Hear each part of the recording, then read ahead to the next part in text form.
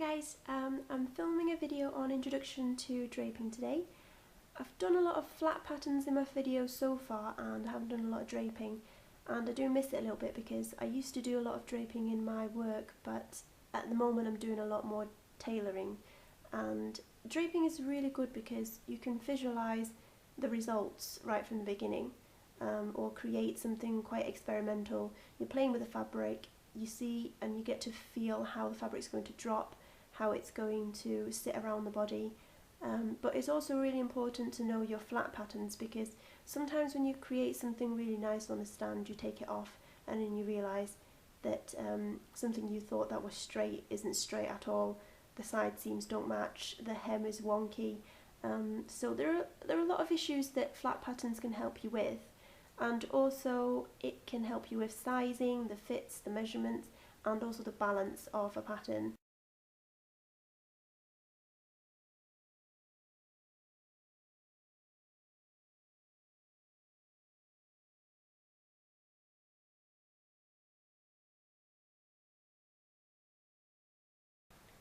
This is the vest top that we're going to be draping today. I've had this made for me over the weekend when I taught someone how to drape, and I've had some darts put into the bust because I like my tops quite loose fitting, but I also like a bit of shaping, so I've put the darts in. And this is a really simple top, just a front and a back. And the reason why I've chosen a vest top to drape with you for my first draping video is because it's simple, so I can run through the really basic principles of draping without getting too complicated into the garment. So we'll just start with a vest top today. It'll only take about 5 or 10 minutes to drape, so it's quite quick, and hopefully you'll find it useful. The first thing you do before you start draping is to find the grain of your fabric. And on your jersey fabric, it's just the lines that go downwards. You'll see tiny little V shapes and they go downwards, and that's your grain. So if I just put that over the top, make sure you've got excess around the shoulders and the sides, because you don't want to drape and then run out of fabric because you can't really add it back on, or you can, but it's a little bit more complicated. So you just pin down the middle. Make sure the grain is in line with the centre front. I pin one in the centre front and one in the shoulder so it's not dragging. And then you want to make sure we put a few pins in. This is because what I do is make half of the top, if it's a symmetrical top, so that it doesn't move side to side. So if I make one side the way I want it, I can just mirror it along the centre front after I'm happy with it and take it off the stand.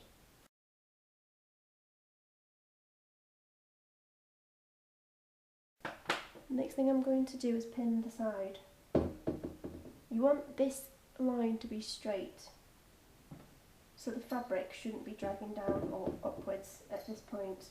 It should be very level.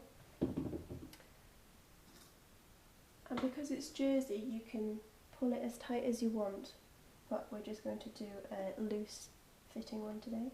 So just brush your fabric outwards towards the side from the centre front. Always start from the centre front.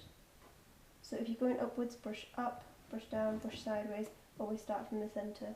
So I'm going sideways here. I'm just going to pin it on the side.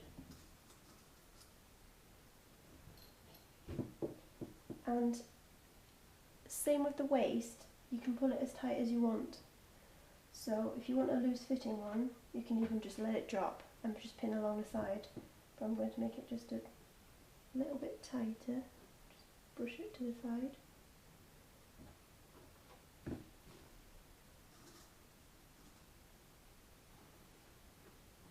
Make sure you pin along the side seam. So I've just gone straight past it. Feel where your side seam is, and just, because I can feel where the side seam is, I'm just going to draw a line down there. So that is my side seam. Now for the shoulder. I'm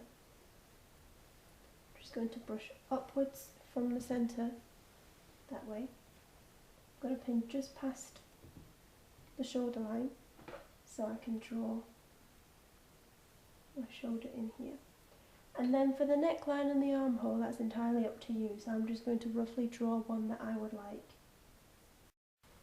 After you're happy with the way things are, I will just cut off the excess, but make sure if you're not marking it with a pen and you are sewing the fabric that you are draping with, use chalk or just mark it with pins, or you can even tack it with thread. And then when you cut it, make sure you're leaving yourself some seam allowance. And because I've done it with marker, I can take it off and put this on paper before I cut the actual fabric. But I'm still going to cut a little bit excess, because when I drape the back, if by chance I do want to change the shape or sizes of anything, I still have a little bit of room to play with.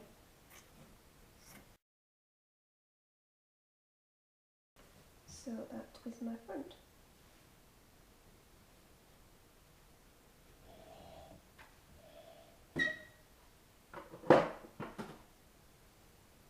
Now for the back, I'm going to be doing the same as I did on the front. Find the grain, put it along the back, make sure you've got enough fabric for the right side and the left hand side.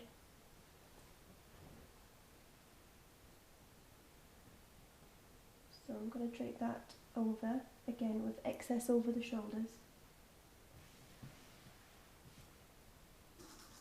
And just pin along the centre back.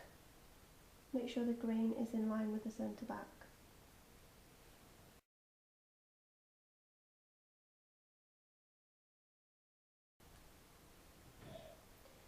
Now to do the side seam, same as before, just brush outwards from the centre back to the side, because it's always important that your back and your front is straight in the middle. So I'm going to brush this outwards, pull it as tight as you want to.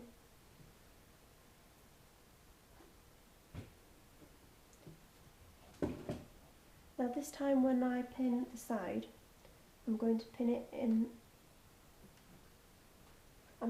it with the front instead of on the mannequin, because then it gives me a better idea of how it's going to fall.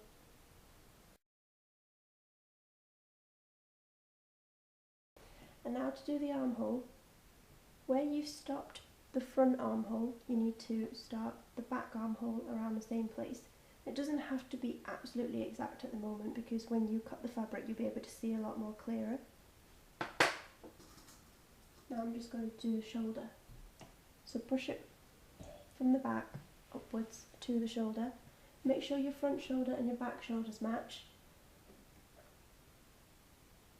And I'm going to put the front shoulder on top of the back, so I know where it's going to finish.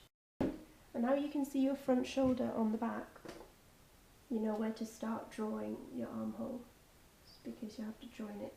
So this is going to be my armhole. You can have it a racer back. You can draw it way in if you want to. It's not going to move anywhere.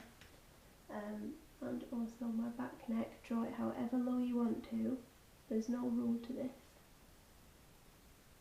So that's going to be my back.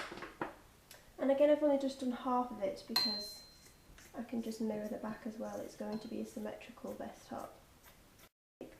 And the hem, same as the side and the necklines, it's entirely up to you. You can have it straight, you can have it asymmetrical.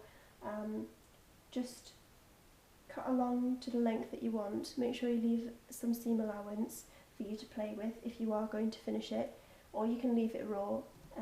It's entirely up to you. And this is my back. The same, fold along the centre back, fold it into a half and copy the shape. And that's it.